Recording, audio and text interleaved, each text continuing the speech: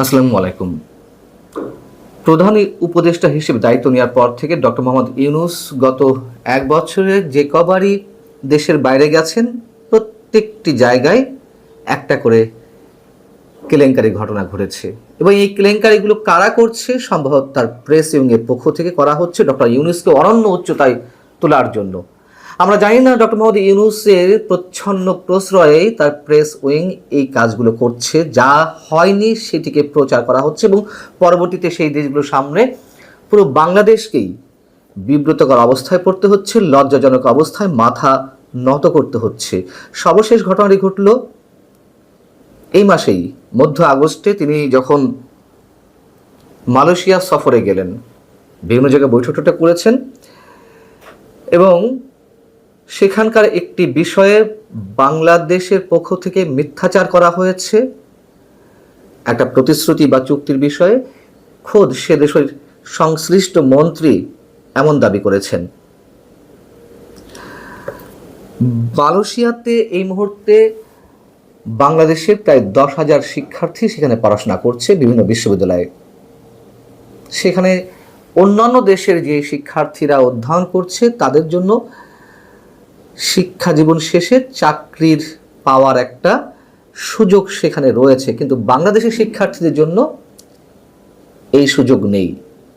এখন এ বিষয়ে আমাদের প্রধান উপদেষ্টা ডক্টর মোহাম্মদ ইউনূস কুয়ালালামপুরে মালয়েশিয়ার উচ্চ শিক্ষামন্ত্রী জামরি আব্দুল কাদেরের সঙ্গে যে বৈঠক হয়েছে সেখানে তিনি প্রসঙ্গটি তুলেছেন, ঠিক আছে, এটা সত্য কথা।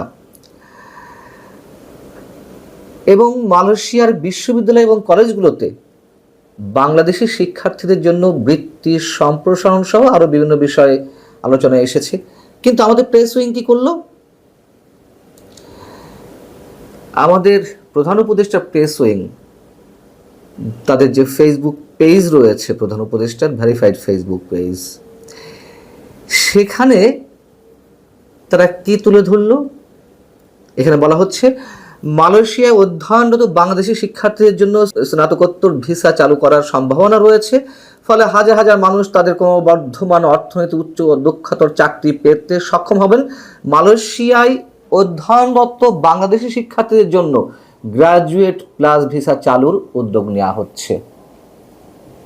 কেমন একটি চুক্তি হয়ে গেছে, সমঝোতা স্বাক্ষর হয়ে গেছে।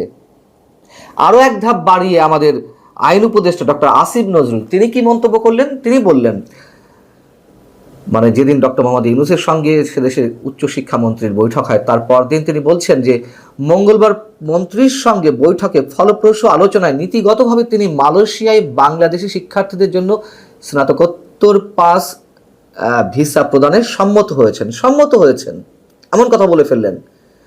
তবে নীতি কার্যকর হওয়ার আগে উভয় পক্ষকে কিছু আনুষ্ঠানিকতা সম্পন্ন করতে হবে এবং এই বিষয়টি যে সম্পূর্ণ মিথ্যা, বানোয়ার, ভিত্তিহীন সেটি স্পষ্ট হয়ে বলেছেন উচ্চশিক্ষামন্ত্রী জামরি আব্দুল কাদির। এই বিষয়টি আবার কিভাবে এলো? দেশটির কেদাহ রাজ্যের শিল্প, বিনিয়োগ, উচ্চশিক্ষা, বিজ্ঞান, প্রযুক্তি ও উদ্ভাবন কমিটির চেয়ারম্যান হাইম হিলমান আবদুল্লাহ তিনি টিকটকে প্রকাশিত একটি ভিডিওতে দাবি করেন, মানে এই বিষয়টি যে মালয়েশিয়ার জনগণের জন্য বিব্রতকর সেটি তুলে ধরে তিনি বলেন যে মালয়েশিয়ায় থাকা 10,000 বাংলাদেশি শিক্ষার্থীকে কর্মসংস্থানের সুযোগ দেওয়া হবে এবং উচ্চশিক্ষামন্ত্রী আব্দুল কাদের নাকি এই বিষয়ে সম্মত হয়েছেন, চুক্তি হয়েছে। এটি শুনে তো বিব্রতকর অবস্থায় পড়ে গেলেন সে দেশের উচ্চশিক্ষামন্ত্রী। সাথে সাথে তিনি এর প্রতিবাদ করলেন, বিবৃতি দিলেন। বিবৃতিতে উচ্চশিক্ষামন্ত্রী আব্দুল কাদের জামরি তিনি বলছেন যে এই দাবি সম্পূর্ণ ভিত্তিহীন। ফেডারেল সরকার 10,000 বাংলাদেশি শিক্ষার্থীকে মালয়েশিয়ায় কাজ করার অনুমতি দেয়নি এবং তিনি বলছেন কেদাহ রাজ্যের শিল্প, বিনিয়োগ, উচ্চশিক্ষা, বিজ্ঞান, প্রযুক্তি ও উদ্ভাবন কমিটির চেয়ারম্যানকে এ ধরনের দাবি করার ক্ষেত্রে আরও সতর্ক হতে হবে। দেশটির উচ্চশিক্ষামন্ত্রী ডক্টর জামরি হিলমান হাইমের বক্তব্যকে পুরোপুরি মিথ্যা, বানোয়ার, ভিত্তিহীন বলে দাবি তো করছেনই, সাথে একথাও বলছেন যে তার এই অভিযোগ মালয়েশিয়ার জনগণকে বিভ্রান্তির মধ্যে ফেলেছে। তিনি বলছেন যে সম্প্রতি বাংলাদেশের অন্তর্বর্তীকালীন সরকারের প্রধান উপদেষ্টা ডক্টর মোহাম্মদ ইউনূসের সফরকালে এ ধরনের কোনো চুক্তি বা সমঝোতা স্মারক কিছুই হয়নি। বুঝুন অবস্থা। আমাদের কোনো উপদেষ্টা বা প্রধান উপদেষ্টার প্রেস উইংয়ের দায়িত্বশীল ব্যক্তিদের কারণে প্যাচ লেগে গেছে অন্য দেশের মানুষ এবং সরকারের মধ্যে। এই যে আমাদের কোনো উপদেষ্টা কিংবা যে প্রেস সচিব মিস্টার শফিকুল আলম, তাদের কি এটুকু বোঝার ন্যূনতম কোনো সক্ষমতা নেই যে এই ইনফরমেশন টেকনোলজির যুগে একজন ব্যক্তিকে অনন্য মাত্রায় পৌঁছে দিতে আমরা এগুলোকে কি বলবো, অসত্য বলবো না মিথ্যা বলবো, নাকি রং চং মিশিয়ে কোনো অর্ধসত্য বলবো, জানি না। যাই হোক, এ ধরনের বক্তব্য দিয়ে তা একেবারে গোপন রাখা যাবে। এবং শুরুতে বলছিলাম যে যেখানেই গেছেন, এই পর্যন্ত 1 ডজন দেশ সফর করেছেন গত এক বছরে, যেখানেই গেছেন একটা করে কেলেঙ্কারি বাঁধিয়ে আসা হয়েছে। যে কোনো কারণেই হোক, বাংলাদেশকে লজ্জায় মাথা নত করতে হয়েছে। যেমন চীন সফরে গেলেন সম্ভবত আমাদের প্রধান উপদেষ্টার প্রথম বিদেশ সফর, মানে প্রধান উপদেষ্টা হিসেবে। সেখানে গিয়ে আমাদের প্রেস সচিব মিস্টার শফিকুল আলম বললেন চীন বাংলাদেশকে $2.1 বিলিয়ন ঋণ দেবে। দেবে কোথায়? এটা তো একটা প্রতিশ্রুতি ছিল, কোনো ধরনের চুক্তিও হয়নি, কোনো MOU স্বাক্ষরিত হয়নি। বলে ফেললেন দেবেন।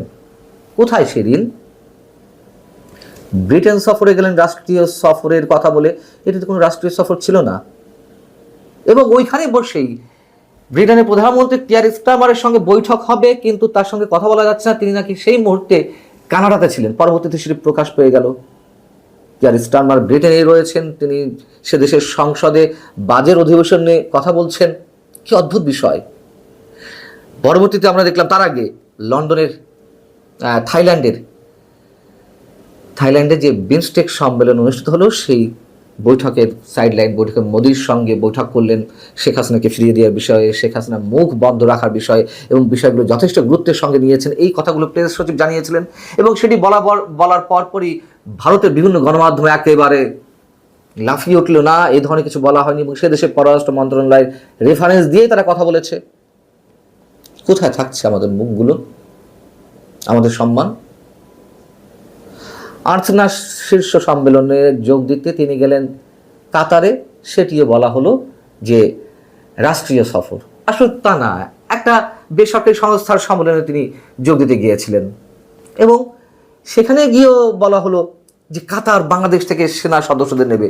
এটা তো আওয়ামী লীগ সরকারের আমলে স্বাক্ষর করা একটা চুক্তির বিষয়ে আলোচনা হয়েছে। সেই মানে এমনভাবে তুলে ধরানো যে ডক্টর মোহাম্মদ ইউনূস সরকারের সময় এই চুক্তিটি হয়েছে।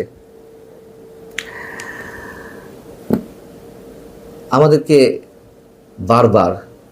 প্রতিবার মাথা হেট করতে হচ্ছে ডক্টর মোহাম্মদ ইউনূসের সম্মান রক্ষার বিনিময়ে। ভালো থাকুন সবাই। আল্লাহ হাফিজ।